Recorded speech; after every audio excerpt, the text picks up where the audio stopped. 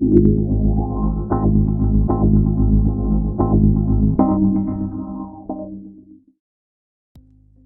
you'd expect, there is a lot of hype right now surrounding the launch of the new iPhones, and my full reviews of the iPhone 12, Mini, Pro, and Pro Max are coming very soon. But today I want to talk about one of the more controversial revelations that affects all four new phones. And that, of course, is the fact that they no longer come with the USB wall adapter inside the box. This is a change that has been met with both criticism, praise, and a lot of questions. But it's also one that has left many people in the difficult position of not even being able to charge their new phone. But fortunately, Anker has come up with a solution to this problem. The company reached out to me and asked if they could sponsor a video about Apple's no charging brick issue, and sent over their new Nano 20-watt USB-C adapter. So for full disclosure, this video is sponsored by Anker, and I thank them for sending Nano over to me. But like any product on this channel, it still had to undergo my full testing and review, and I'll be giving only my honest thoughts about the charger. Suffice to say that I wouldn't have agreed to make this video if I didn't genuinely believe that this is a product you should check out. You can skip ahead to this timecode to see what Nano can do and why I think it's a good choice for a USB-C adapter. But for now, let's talk about why Apple has decided to remove the chargers from the box in the first place, and what this might mean for you and the rest of their customers. The angle Apple took when addressing this decision was that it benefited the environment. And, on the whole, that is true. We produced 50 million metric tons of e-waste last year, and by removing the charging brick, alongside the rarely used EarPods, the contribution to e-waste will be greatly reduced. Those who don't need a charger and earphones don't accumulate more unnecessarily. It also allows Apple to package the iPhones in these new slimmer boxes, which in theory means that you could fit more phones on a pallet per shipment, and therefore make fewer shipments to deliver the same amount of phones. And this helps to reduce Apple's carbon footprint. In reality, things aren't quite as simple as that, since there are other factors like storage availability and demand that can determine how densely packed a shipment is. But the global carbon footprint might not shrink at all if, as a result of Apple taking out the chargers, everyone then has to go out and buy separate chargers.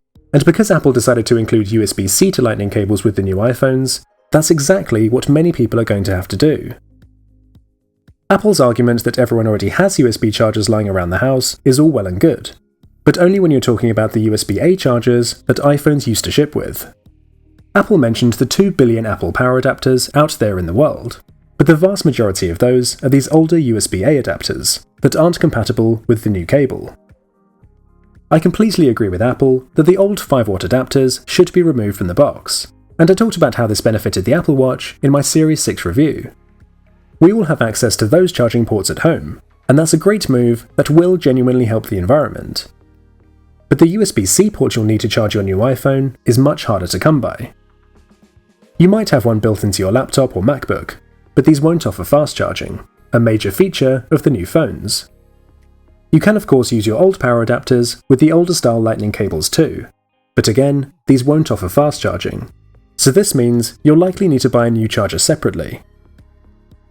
I have a tiny amount of sympathy for Apple because they would have been criticised had they included the old USB-A to Lightning cable instead. Having USB-C to Lightning is the better choice, and this will help move the industry forward and to phase out the aging USB-A ports. But that doesn't change the fact that Apple are now packaging their phones with cables that many people can't even use, and potentially forcing them to have to buy a separate adapter. Some people think Apple should have absorbed this extra cost to the consumer themselves, whilst others have said that their expensive chargers should at least be discounted as a result. To give Apple some credit, the chargers they supply have indeed dropped $10 in price, and you could argue that the cost of buying a new charger has already been absorbed by Apple with their pricing. Expensive components like 5G have been added to the phones, but the prices have remained the same as last year, so it's difficult to really say whether Apple has actually taken the brunt of the extra cost or not. But that's about as far as I could defend Apple with this decision, and I can't help but think that cost saving is really their priority over the environment. For instance, they could instead choose to make their products much more easy to refurbish or to recycle, and Apple could increase their longevity so that people aren't forced into upgrading as often.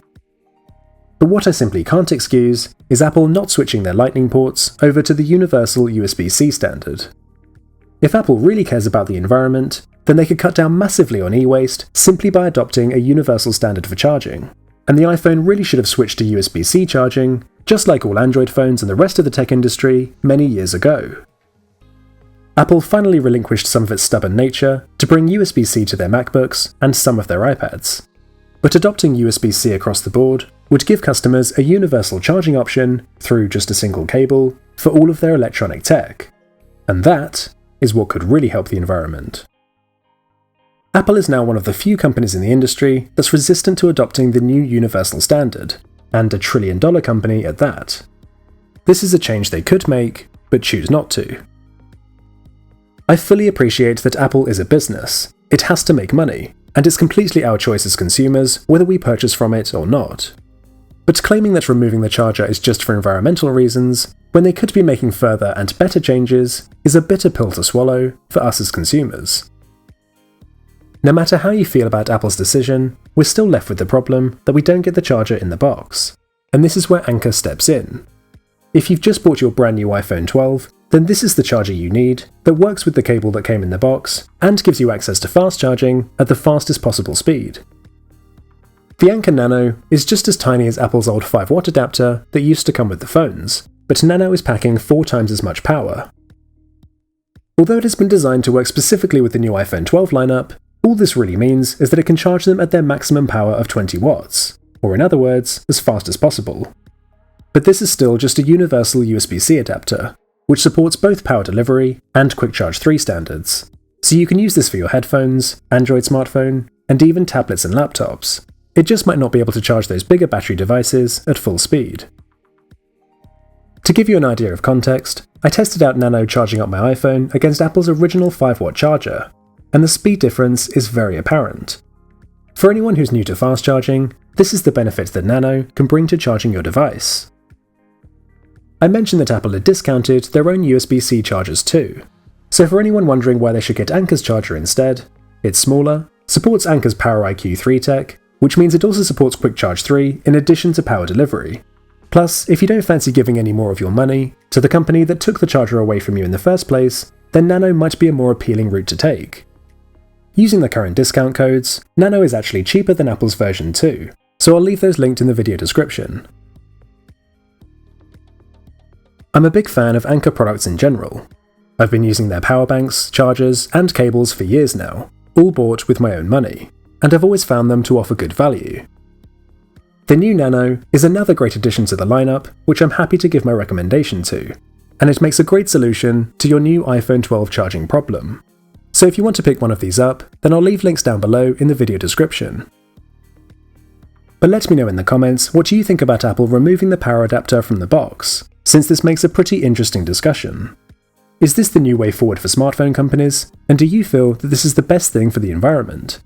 Or do you feel cheated that your expensive new phone doesn't come with such a basic accessory?